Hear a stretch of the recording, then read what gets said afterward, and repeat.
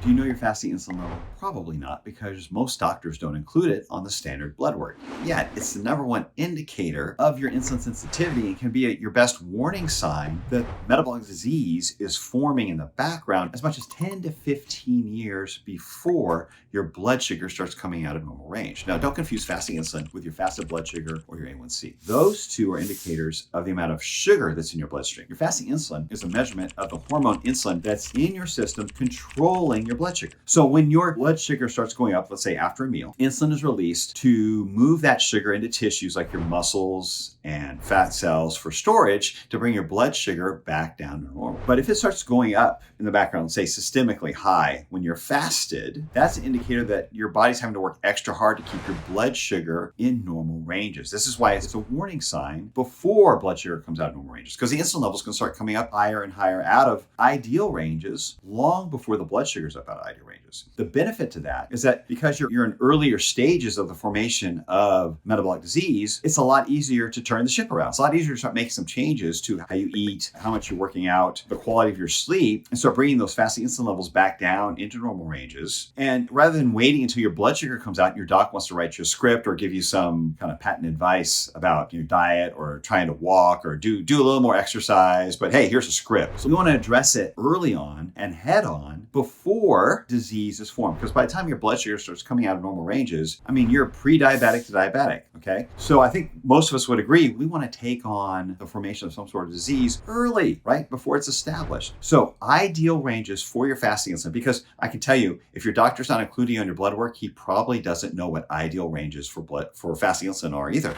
He's going to tell you, well, anything under 25 is normal. But I can tell you from personal experience working with clients, 20 to 25 is pretty much type 2 diabetes. You're pretty much diabetic or very close to diabetes at that point. And you've got a real problem on your hands with controlling your blood sugar. So ideal ranges, like superstar ranges, probably top 3 to 5% of the population, we're talking about a fasting insulin of 2 to 5. Now, from 6 to 9, you're still insulin sensitive, but you want to keep an eye on it.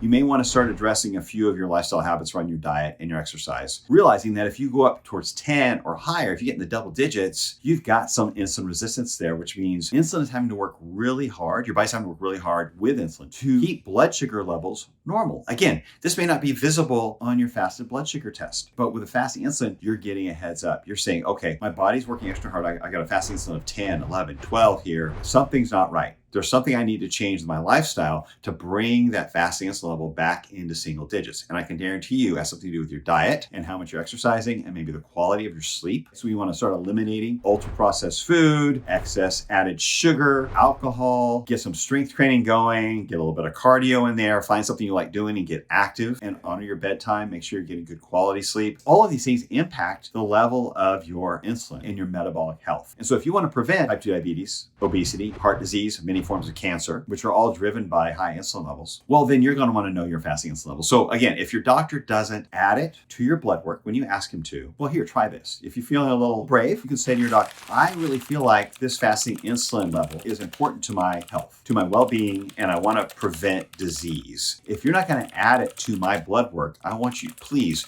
could you note that in my record and then just be quiet and listen to what his response is. I doubt he says no, because he right now is thinking liability for disease. If I don't give this patient this one indicator on the blood work and they make me note it and then they develop metabolic disease, well, I could be liable. But if you're not feeling that confrontational, you just want to do it yourself, there's plenty of walk-in labs where you can go and get a fasting insulin level, pay out of pocket, very affordable, and that way you have it for yourself and check it every 6 to 12 months, depending on your personal desire and needs to monitor your fasting insulin. But I'm going to tell you right now, it is vital for prevention and for understanding your metabolic health, prevention of metabolic disease. So again, ideal ranges, 2 to 5, rockstar status. 5 to 9 or 6 to 9, you're good, but keep an eye on it. 10 or higher, it's time to get to work. You've got to turn some stuff around. You start making some serious changes because whatever you're doing is not helping you sustain your metabolic health. Now, if you want to know more about what else you can look at for prevention of metabolic disease and understanding any kind of warning signs of the formation of metabolic disease, check out my next video on HOMA IR.